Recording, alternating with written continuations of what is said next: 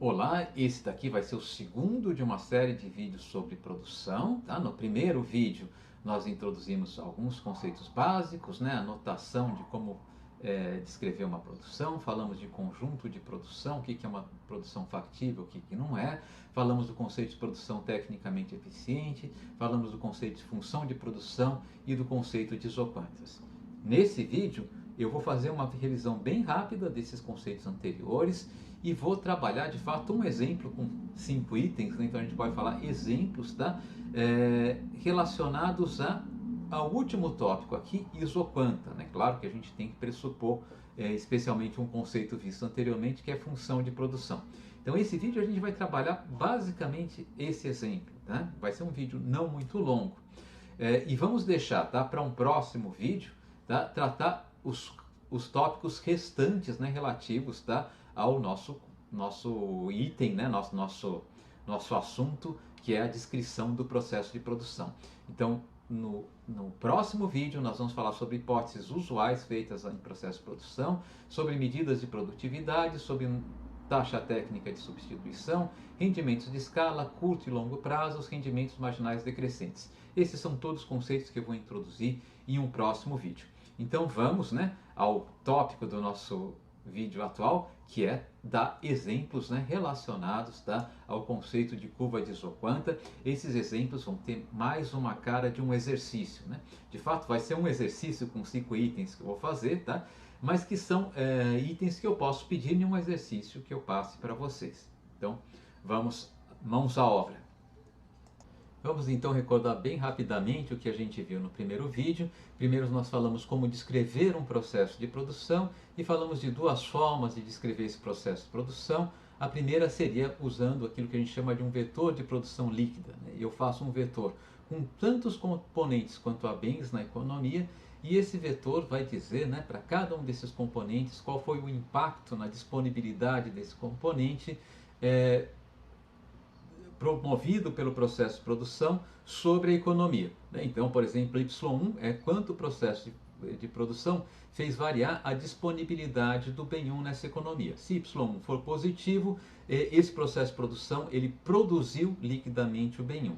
Se o Y for negativo, esse processo de produção ele consumiu o bem 1 é um insumo desse processo de produção e isso vai valer para todos os bens aqui. Essa forma de descrever ela é abstrata, ela é flexível, mas por vezes ela pode ser um pouquinho inadequada. Então nós falamos de uma outra forma de descrever um processo de produção, né? Que é uma forma que é adequada quando eu tenho apenas um produto e um ou mais insumos. Nesse caso, a gente pode descrever esse processo de produção como um par, né? Um número y e um vetor x. O número y representa a quantidade produzida nesse processo de produção e o vetor x as quantidades usadas de cada um dos insumos desse processo de produção.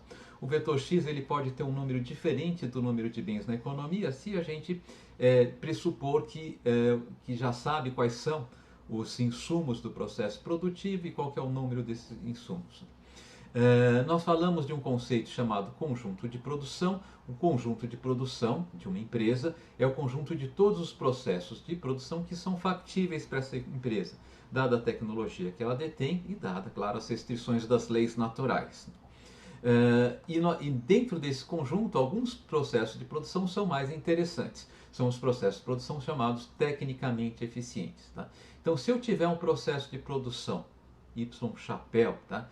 Que seja tal que ele é um processo factível, ele pertence ao nosso conjunto de produção, e seja tal que qualquer que seja outro processo de produção, digamos Y-til, né, que tem todos os seus componentes maiores ou iguais a Y-chapéu, e Y-til é diferente de Y-chapéu, então Y-til não vai ser um processo factível. Né?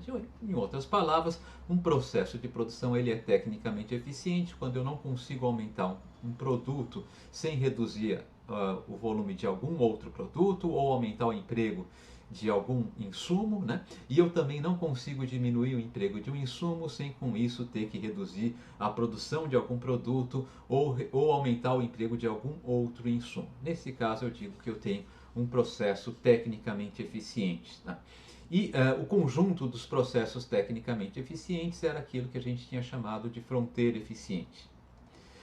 Uma função de produção, de fato, é uma função cujo gráfico é a fronteira eficiente. Eu consigo definir a função de produção no caso de uma empresa que tem um único produto, né? Então, no caso de uma empresa que possa ser descrita, né, por essa segunda notação aqui, né, com par de produção, produto, vetor de insumos. Tá? E nesse caso, tá, a função de produção é definida como aquela função que, para um determinado vetor de uso de insumos, né, x1, x2 até xm, supondo que haja m insumos nessa firma, ela retorna o valor máximo que eu posso obter do meu produto, né, de tal maneira que o par f de x, x é um processo de produção eficiente.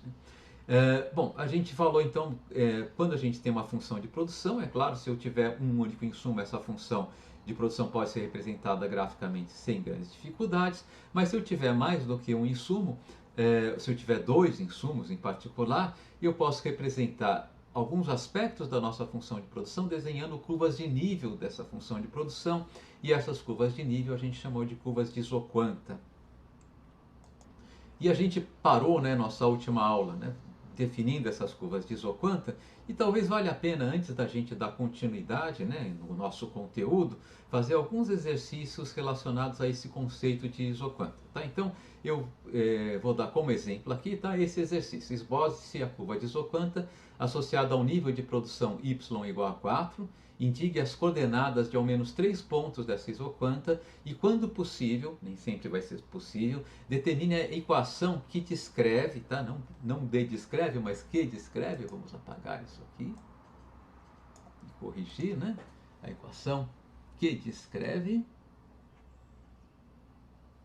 essa curva, tá? Para as seguintes funções de produção. Então, aqui estão essas funções. A primeira, f de x1, x2 igual ao mínimo entre 2x1 e 3x2. A segunda, f de x1 e x2 é igual à raiz quadrada do mínimo entre 2x1 e 3x2. A terceira, f de x1 e x2 igual a x1 mais x2. A quarta, f de x1 e x2 igual à raiz quadrada de x1 mais x2. E a quinta, f de x1 e x2 igual a x1 elevado a meio, x2 elevado a 3 meios. Então, vamos fazer esse exercício, né, a título de ilustração. Então aqui está o nosso primeiro item, né, do exercício. Ele dá uma função de produção que é o mínimo entre 2x1 e 3x2 e vamos descrever um pouquinho melhor essa função. A gente pode definir essa função por partes, né?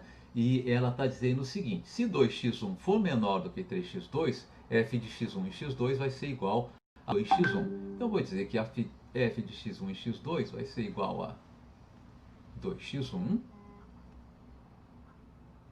se acontecer de 2x1 ser menor, de fato menor ou igual a 3x2. Né? Se 2x1 for menor ou igual a 3x2, o mínimo entre 2x1 e 3x2 vai ser igual a 2x1. Né? Bom, vamos reescrever essa expressão aqui, né? 2x1 menor ou igual a 3x2, a gente pode isolar o x2 aqui, que vale a dizer que 3x2 é maior ou igual a 2/3 de x1. Então eu vou reescrever essa condição aqui, 3x2 maior ou igual a 2/3 de x1. É o x2, né? Maior ou igual a 2/3 de x1. E se 3x2 for maior do que 2x1, né, for menor do que 2x1, ou menor ou igual a 2x1, essa função aqui vai ser igual a 3x2. f de x1 e x2 vai ser igual a 3x2 se x2 for menor ou igual a 2/3 de x1. Notem que se x2 for exatamente igual a 2/3 de x1, 3x2 vai ser igual a 2x1, que vai ser igual a f de x1 e x2. Então vamos fazer um gráfico, né? O que eu quero agora? Eu quero achar a curva de isoquanta, ou seja, eu quero saber quais são os valores de 2x1 e de x1 e x2 para os quais, né, f de x1 e x2 seja igual a 4. Eu quero achar a isoquanta associada ao nível de produção igual a 4. Né? Então eu faço f de x1, x2 igual a 4, tá? Então, o que eu vou ter? Olhando essa definição de f de x1, aqui já definida em partes, né? Eu vou ter x1, 2x1 tem que ser igual a 4 se x2 for maior do que 2/3 de x1. Então, na região em que x2 é maior do que 2/3 de x1 e eu quero um produto igual a 4, 2x1 tem que ser igual a 4, ou seja, x1 tem que ser igual a 2. Então, qualquer par, né, x1, x2, né, no qual x1 é igual a 2 e x2 é maior do que 2/3 de x1, bom, agora a gente já sabe o que é 2/3 de x1, né? É maior do que 4/3, tá? Eu vou ter, tá, uma função de produção igual a 4. Então eu vou substituir esse x2 maior do que 2/3 de x1 pelo x2 maior ou igual a 4/3, né? Que é 2/3 do valor de x1 igual a 2 aqui, né? Se x2 for maior ou igual a 4/3. E se acontecer o contrário, né, eu vou ter que ter 3x2 igual a 4. Tem que ser igual a 4. Tá? O que significa que x2 tem que ser igual a 4/3. Bom, nesse caso aqui, né, se o x1, se 2x1 for maior ou igual, né, se eu vou colocar uma condição ainda não isolada, depois a gente isola, tá? Mas então, se a condição para eu escolher, né, x2 é que 3x2 igual a 4 é que 2x1 tem que ser maior ou igual a 2x2, né? Então, se 2x1 maior ou igual a 3x2, a 3x2, mas x2 aqui é 4/3, né? Então 2x1 maior ou igual a 4, o que a gente já sabe que significa dizer x1 maior ou igual a 2.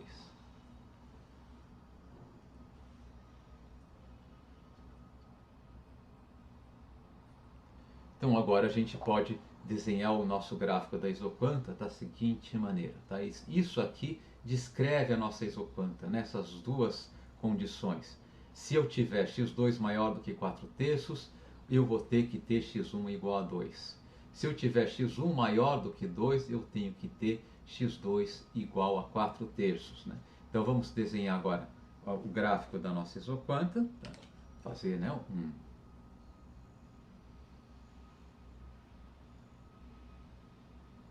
uma linha reta horizontal representando x1, uma linha reta vertical representando x2.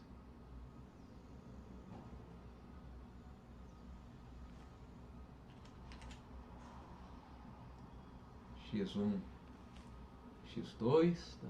E vamos marcar aqui um ponto notável, que é o ponto em que x1 igual a 2, tá? Vamos marcar os números aqui, né? 1, 2, 3, 4 e assim por diante, né? Aqui 1, 2, 3, 4 e assim por diante. Então, um ponto notável é o ponto em que x1 igual a 2 e x2 igual a 4/3. Né? Esse ponto pertence, né, à nossa curva de isoquanta, porque se eu pegar 2x1 vai ser igual a 4, 3x2 vai ser igual a 4 também, o mínimo entre 4 e 4 é 4, o meu produto é 4, então quando x1 igual a 2 e x2 igual a 4/3. Né? Bom, 4/3 é um número 1/3 acima de 1, tá? Mas algum ponto mais ou menos por aqui, né? Então aqui eu teria o meu x1, isso daqui é um ponto da nossa isoquanta, eu já estou destacando um ponto da nossa isoquanta, né? E o outro ponto aqui, no qual eu tenho x2 igual a 4/3. Tá? Tenho que indicar aqui, né? Porque o exercício pede para a gente fazer isso. Né? E o que eu sei? Essa isoquanta, se eu tiver, eu vou traçar aqui uma semi-reta passando pela origem e por esse ponto.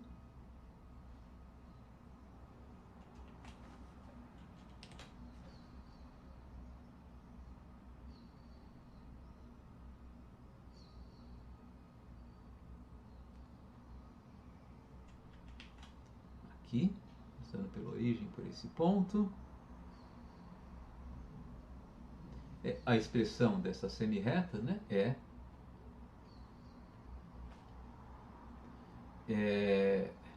x2 igual a 2/3 de x1.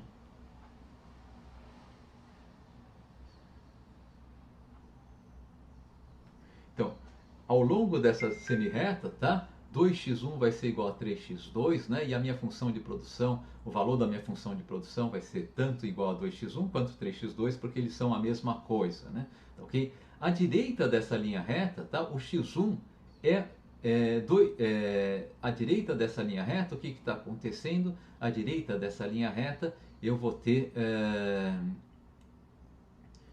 x2 menor do que 2/3 de x1, né? E em particular, se eu partir desse ponto inicial que a gente desenhou aqui, né? Esse ponto que a gente sabe que faz parte da nossa isoquanta, né? E caminhar à direita desse ponto aqui, o que, que vai acontecer? Eu vou ter x1 maior do que 2. E se x1 for maior do que 2 e eu mantiver o x2 igual a 4/3, tá?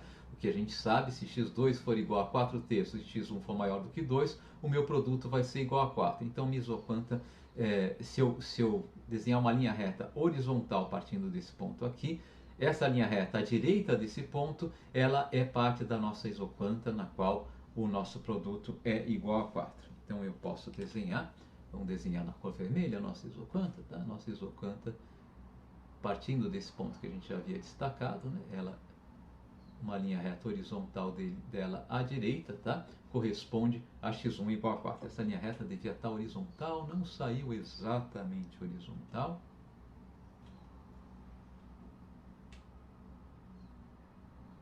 Aqui ela está com uma carinha um pouquinho mais horizontal, né? E se eu tiver acima desse ponto aqui, se eu aumentar, tá? Apenas o x2 e mantiver o x1 igual a 2. Bom, se eu aumentar apenas o x2 e mantiver o x1 igual a 2, x2 vai ser maior do que 4/3 e, portanto, x2 vai ser maior do que 2/3 de x1, né? E, portanto, quem vai mandar, né, quem vai determinar o valor da minha função de produção vai ser 2/3 de x1, o valor da minha vai ser o x1, né? E o valor da minha função de produção vai ser igual a 4. Portanto, se eu aumentar apenas o x2, tá? O valor da minha função de produção não se altera e permanece igual a 4. Então, em uma linha vertical, na semi-reta vertical, né, que começa nesse ponto e aponta para cima desse ponto aqui, também faz parte da nossa curva de isoquanta. Esse é o segundo trecho da nossa curva de isoquanta, seria um trecho como esse aqui.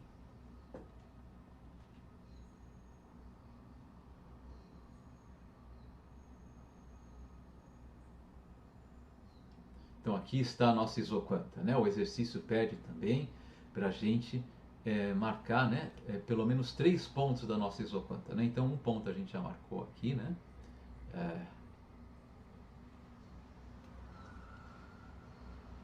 Esse ponto aqui, que é o vértice da nossa isoquanta, né?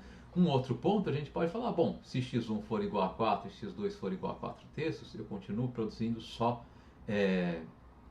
3 unidades, só 4 unidades, né? Ou se x2 for igual a 3 e x1 igual a 2, eu continuo também produzindo só 3 unidades, né? Então, para deixar só claro, então 3 pontos da isoquanta.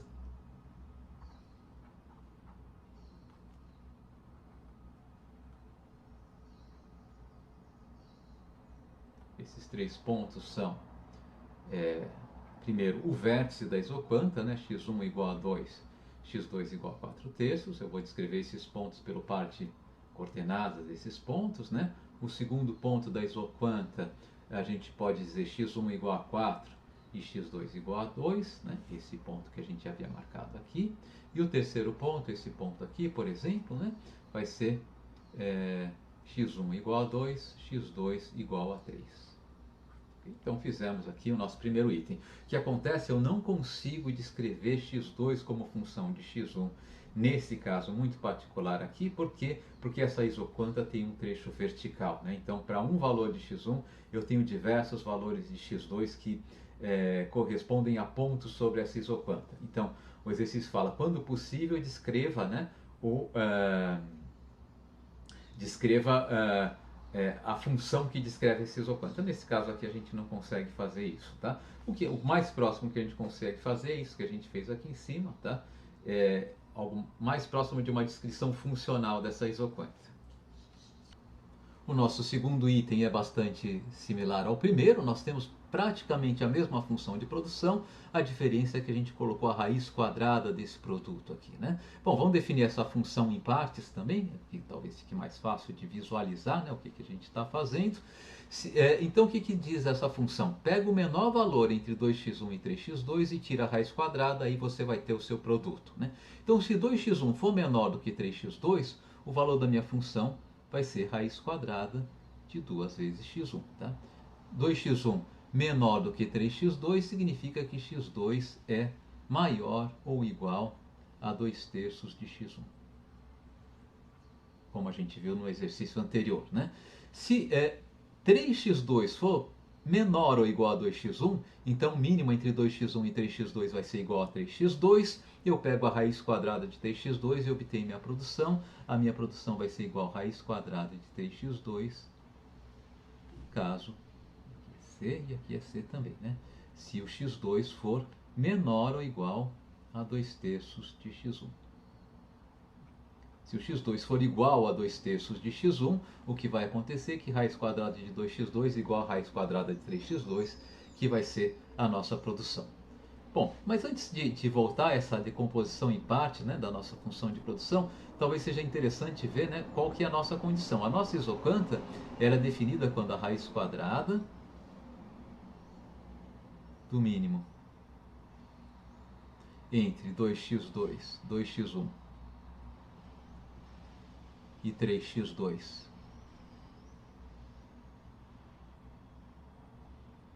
é igual a 4, porque o exercício fala, eu quero o nível de produção igual a 4, né? Ou seja, tá? A gente pode elevar ao quadrado dos dois lados e fica com a condição que o mínimo entre 2x1 e 3x2 tem que ser igual a 16. Tá? Então, talvez seja mais interessante ver dessa maneira, né? Então, a minha isocanta, ela é associada ao nível de produção igual a 4, esse daqui é o meu y, né? Tá certo? O 16 aqui é o meu y ao quadrado, meu nível de produção ao quadrado, né? Mas a gente pode pensar então agora da seguinte maneira, eu quero ou que 2x1, se 2x1 for o menor valor, né, entre 2x1 e 3x2, eu quero que 2x1 seja igual a 16 e 3x2, eu não quero que 3x2 seja menor do que 2x1, porque senão 2x1 deixa de ser o menor valor, né? Então 3x2 maior ou igual a 2x1. Né? Isso daqui vai significar, né, x1 igual a 8 e 3x2 maior do que ou igual a 16, x2 maior ou igual a 16/3. Ou vai acontecer isso aqui para eu ter o nível de produção igual a 4, né? Ou eu tenho que vai ter que acontecer 3x2 igual a 16 e x1 e 2x1 maior ou igual a 3x2, o que implica x2 igual a 16/3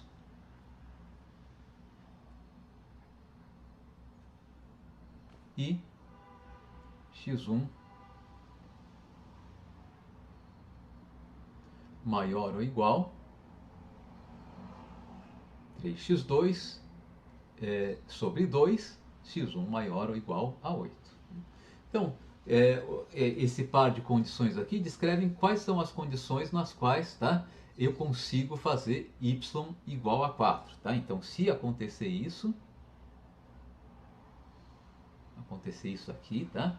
Então, e somente se acontecer isso, né? Então vou colocar aqui se e somente se essas duas coisas são verdadeiras, se e somente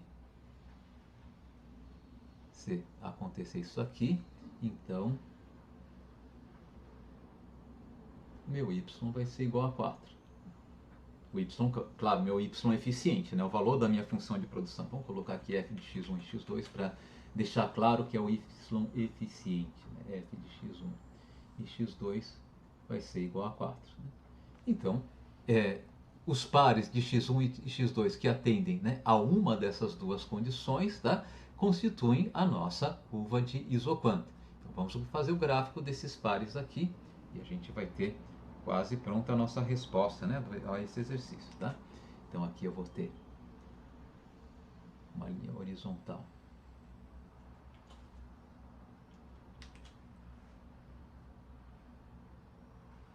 No eixo horizontal vamos medir x1, no eixo vertical x2,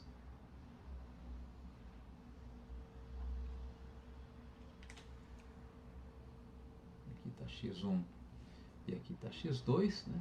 Então, eu preciso ter x1 igual a 8, 1, 2, 3, 4, 5, 6, 7. Vou fazer um gráfico maior para ele ficar comparável com o gráfico que a gente fez no exercício anterior, tá? Então, vamos fazer um gráfico maior aqui, para a gente poder comparar o resultado com o do exercício anterior. Vou fazer aqui no eixo vertical.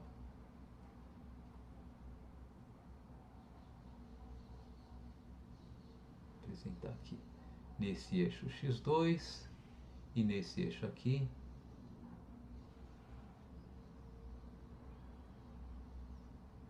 x1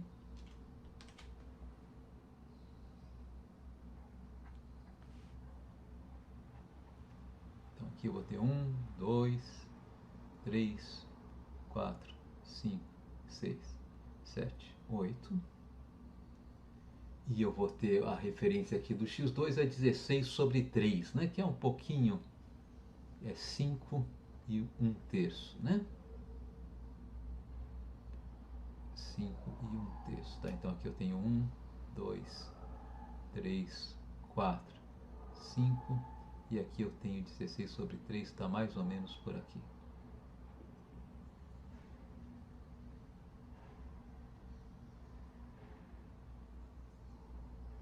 Então, se eu tiver 8 unidades, empregando 8 unidades do insumo 1,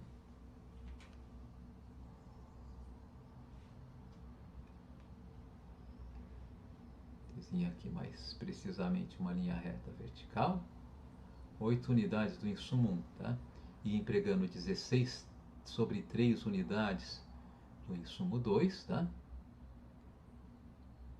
De fato, eu estou numa situação em que tanto essa condição aqui em cima quanto essa condição aqui embaixo são atendidas, né? x1 igual a 8 e x2 é maior ou igual a 16 terços, de fato vai ser igual a 16 terços, x2 igual a 16 terços e x1 é maior ou igual a 8 porque x1 é igual a 8. Esse ponto aqui, ele tem que pertencer, portanto, à nossa curva de isoquanta, né?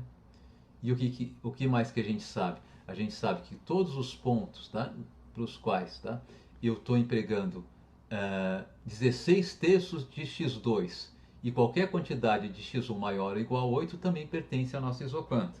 Então, todos os pontos à direita desse ponto, numa linha reta horizontal, também vão pertencer à nossa isoquanta. E todos os pontos, e se eu mantiver o emprego do bem 1 constante igual a 8 e fazer o emprego do bem 8 ser maior ou igual a 16, eu também consigo produzir 4 unidades. Então, todos os pontos acima desse ponto que a gente marcou em uma linha reta vertical também pertencem à nossa isoquanta. Aqui está a nossa isoquanta, né? Ficou meio desajeitado, mas só para mostrar que a cara da isoquanta que a gente desenhou aqui é a mesma cara da isoquanta que a gente desenhou aqui, né? É uma linha reta, é um ângulo reto, né? O vértice está sobre, tá? Uma semi-reta que começa na origem e tem e tem por expressão x2 igual a 2/3 de x1,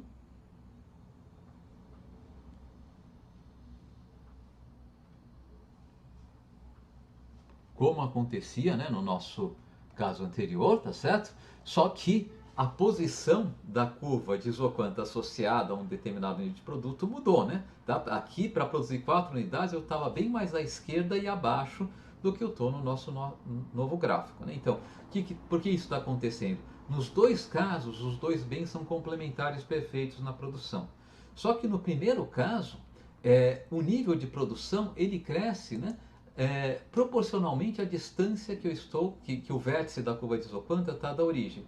No segundo caso, ele vai crescer na razão da raiz quadrada dessa distância. Tá? Então vai demorar cada vez mais para eu aumentar meu produto. No segundo caso, eu preciso cada vez mais ir mais para a direita e mais para cima para conseguir um produto maior no segundo caso. Ok? Bom, então é isso. Vamos passar então para o nosso terceiro item. Mas antes de prosseguir, eu havia esquecido, o exercício pede para a gente determinar 3 pontos sobre nossa curva de isoquanta, né? E agora está fácil a gente determinar 3 pontos sobre essa curva de isoquanta. A gente tem o nosso ponto que a gente tomou de referência aqui, x1 igual a 8, x2 igual a 16. Vou marcar esse ponto aqui, né?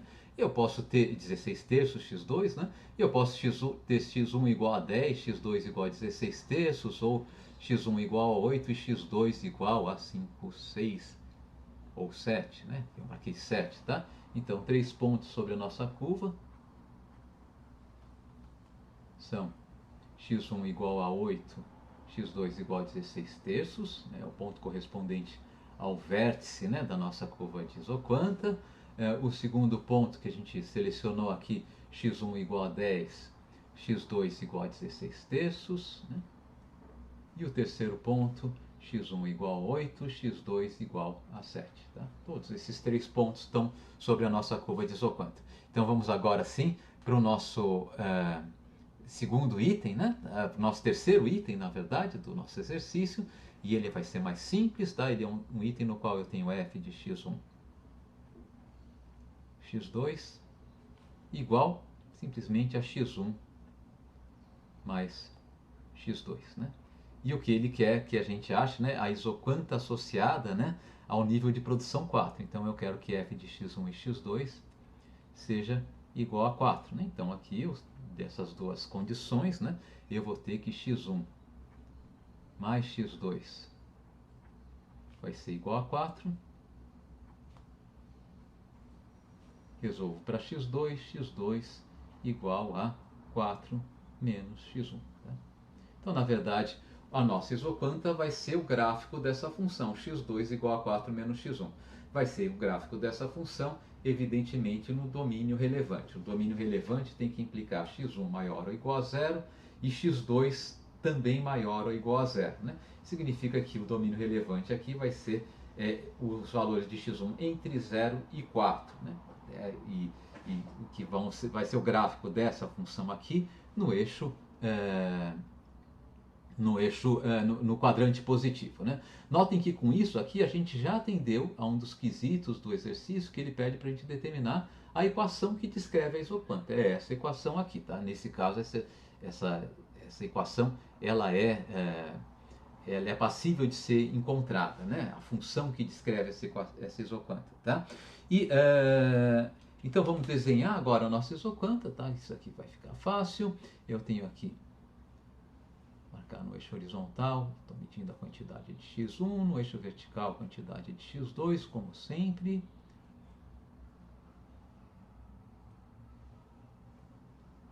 Para determinar uma linha reta, basta eu encontrar 2 pontos dessa linha reta, né? A gente sabe que o gráfico dessa função x2 igual a 4 menos x1 é o gráfico de uma linha reta. Então, por exemplo, se eu fizer x1 igual a 0, x2 vai ser igual a 4. 2, 3, 4. Então x1 igual a 0, x2 igual a 4 é um ponto da nossa isoquanta. E se eu fizer x2 igual a 0, x1 tem que ser igual a 4. Né? E, portanto, x1 igual a 4, x2 igual a 0 é outro ponto da nossa isoquanta. 1, 2, 3, 4. Esse daqui é um outro ponto da nossa isoquanta, né? E a nossa isoquanta, como é uma linha reta, e ela tem que é só o trecho dentro do quadrante positivo da nossa linha reta, a nossa isoquanta vai ser o segmento de reta unindo esses dois pontinhos aqui.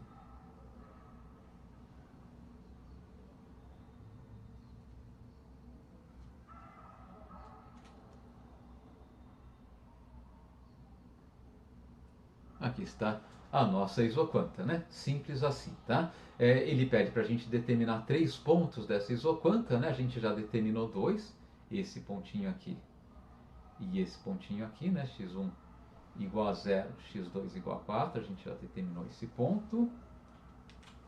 Aqui eu preciso, deixa eu marcar aqui, x1 igual a 0, x2 igual a 4, a gente já determinou esse ponto, x2 igual a 0, x1 igual a 4, a gente já determinou esse ponto. Um ponto no meio desse segmento, x1 igual a x2 igual a 2, pode ser o nosso aqui terceiro ponto, né? Então, 3 pontos da nossa isoquanta vão ser x1 igual a 4, x2 igual a 0, x1 igual a 0, x2 igual a 4 e x1 igual a 2, x2 igual a 2. E está resolvido o nosso terceiro item. O nosso quarto item, né, vai ser também relativamente simples. A gente tinha a nossa função de produção, agora vai ser igual à anterior, mas com uma raiz quadrada lá dentro. E então a função de produção é x1, raiz quadrada de x1 mais x2. E o exercício quer que a gente calcule, né, as combinações de x1 e x2 para as quais f de x1 x2 seja igual a 4. Né? Então, se f de x1, x2 igual a 4, eu vou ter raiz quadrada de x1 mais x2 é igual a 4. Elevando ao quadrado os dois lados, eu vou ter x1 mais x2 igual a 16. Resolvendo para x2, x2 igual a 16 menos x1. Né? Então, a gente achou, né, a função que descreve a nossa isoquanta, um dos itens que o exercício pede. Né? Vamos desenhar o gráfico dessa isoquanta. Novamente, isso vai ser uma linha reta. Tá? Eu vou fazer não na mesma escala que a anterior, senão vai ficar realmente muito grande, né? Mas vou fazer em uma escala ainda assim que vai pedir um gráfico um pouquinho grande.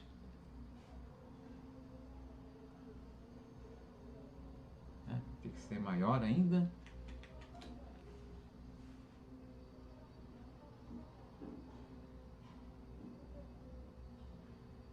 Aqui tá bom.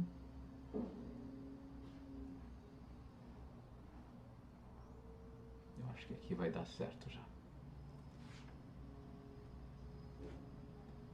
Marca aqui 2, 4, 6, 8, 10, 12, 14, 16. Então aqui cada quadradinho representa 2 unidades, não uma unidade, como a gente está usando até agora há pouco.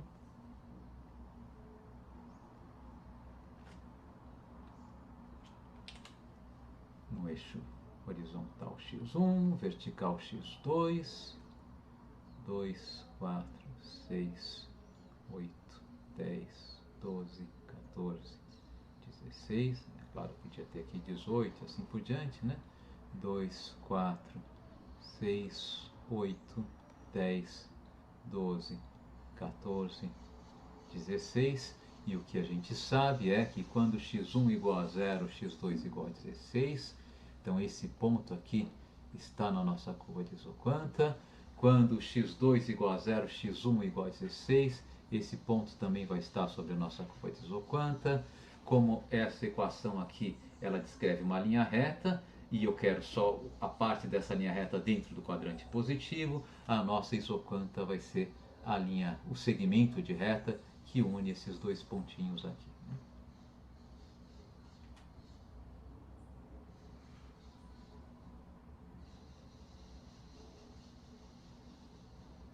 Se eu calcular o valor de x2, quando, por exemplo, x1 igual a 8, se eu fizer x1 igual a 8 aqui nessa equação, eu vou ter 16 menos 8 do lado direito, x2 igual a 16 menos 8, que é igual a 8. Então, se x1 igual a 8, x2 também é igual a 8, então no ponto 8, 8, esse meu segmento de reta deve passar, né? Tá certo? Então, eu já marquei aqui também 3 pontos da nossa isoquanta.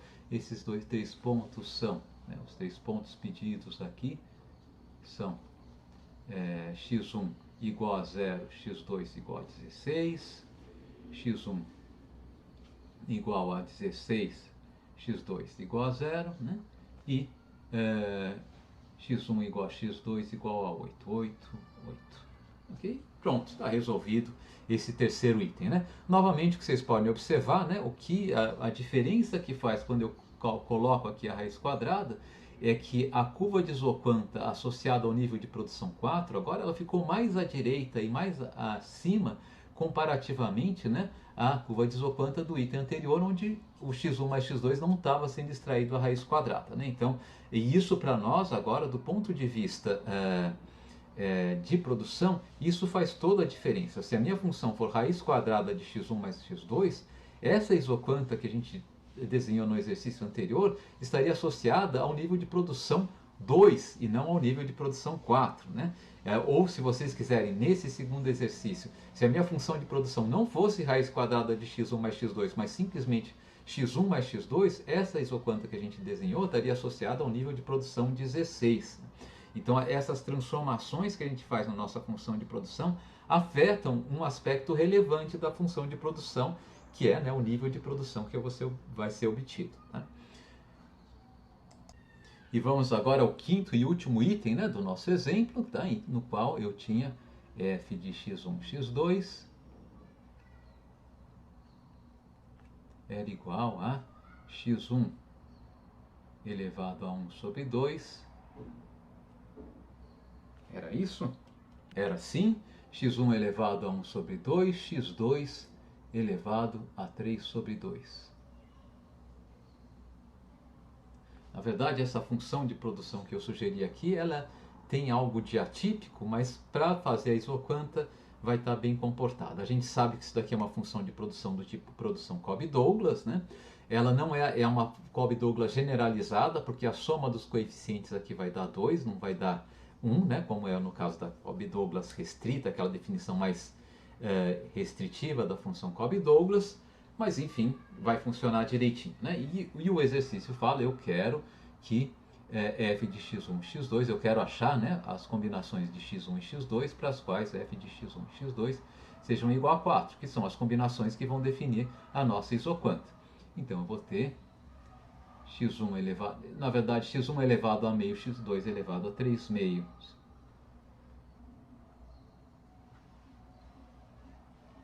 Tem que ser igual a 4. 3 meios. Eu posso elevar ao quadrado dos dois lados, né, para tirar aquele meio. Eu vou ficar com x1 vezes x2 elevado a 3 é igual a 16.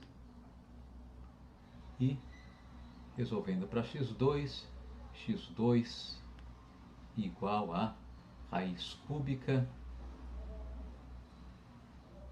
de 16 sobre x1.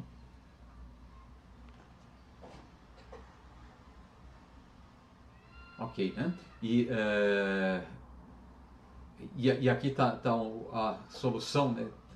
Solução, digamos assim, do nosso exercício. Tá? Então, aqui, para esboçar essa função aqui, a gente vai ter mais dificuldade, né, em achar alguns números inteiros bem comportados, né? De fato a gente consegue achar aqui dois pontos que o resultado dá redondo, né?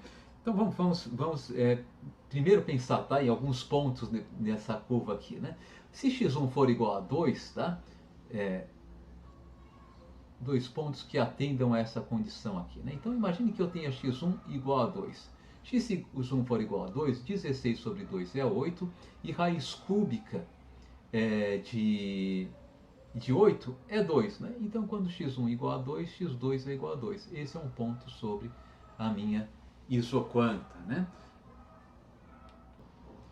Se x1 for igual a, digamos, 1, tá? Aqui eu vou ter raiz cúbica de 16, né? Então, se x1 for igual a 1, x2 vai ser igual a raiz cúbica de 16. 16 é 8 vezes 2, então vai dar raiz cúbica de 8, que é 2 vezes raiz cúbica de 2. 2 raiz cúbica de 2. Não é um número muito bem comportado, mas enfim, a gente achou um ponto sobre essa curva, né? Achando um outro ponto, a gente pode falar assim, e se x1 for igual a 16? Bom, então x2 vai ser igual a raiz cúbica de 16 sobre 16, que vai ser igual a 1. Então, outro ponto aqui seria o ponto 16 unidade de x1, né? E 1 unidade de x2, né? Vamos esboçar o gráfico, tá? E aqui eu não vou ter nenhuma pretensão de ser muito preciso ao esboçar esse gráfico. A gente vai ter alguma coisa como isso aqui.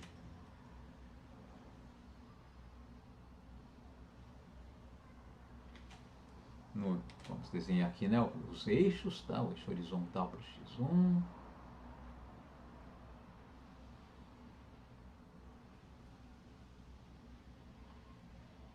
O eixo vertical para o x2.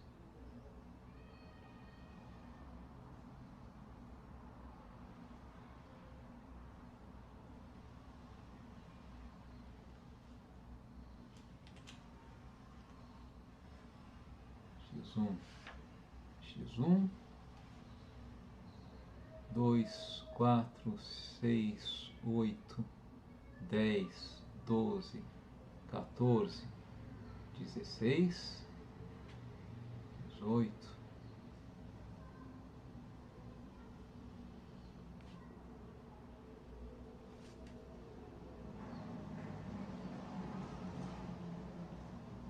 2 vamos marcar com uma escala um pouquinho mais folgada aqui, né? Vamos marcar aqui 1, 2, 3, 4, 5 e assim por diante.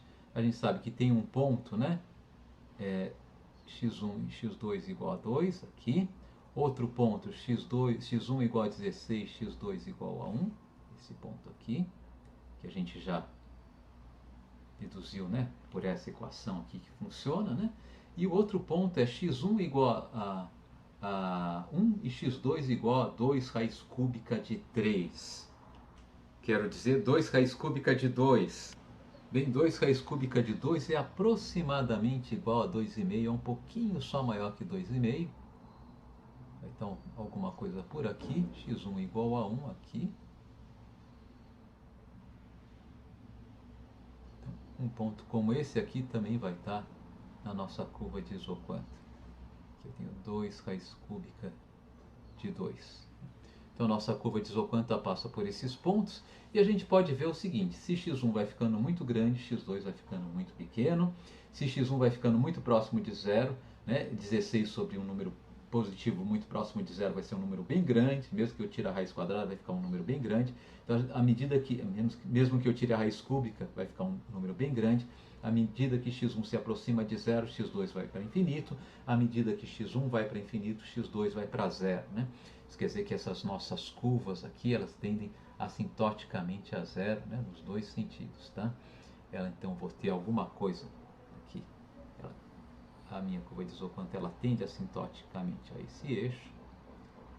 Aqui minha mão é trêmula, né? Devia ser uma curva bem suave. Ela vai passar por esse ponto aqui, vai passar por esse ponto aqui. Ela vai cair. Aqui eu estou exagerando. Ela vai em direção quase como linha reta, né? Um pouquinho convexa apenas em direção a esse ponto aqui e continua caindo, né? A partir disso. Ficou péssimo, hein? Vamos lá, vou tentar fazer no sentido contrário, quem sabe eu consiga um pouco mais de sucesso, tá? Aqui ela deve cair bem devagarzinho aqui à direita, mas ela está sempre caindo, sempre se aproximando do eixo X.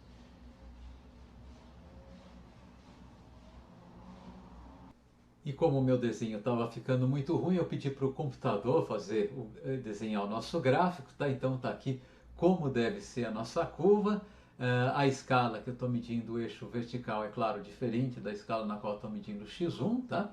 Mas basicamente aqui estão os 3 pontos que a gente marcou: 16, 1, 2, 2 e aqui 1, 2 vezes raiz cúbica de 2. E com isso, então, a gente encerra esse vídeo, né, com os exemplos sobre a curva de indiferença, exemplos que podem ser exercícios que eu posso pedir para vocês em uma prova ou em qualquer esquema de avaliação, né? E então no próximo vídeo nós vamos continuar explorando, né, a descrição das condições de produção de uma empresa.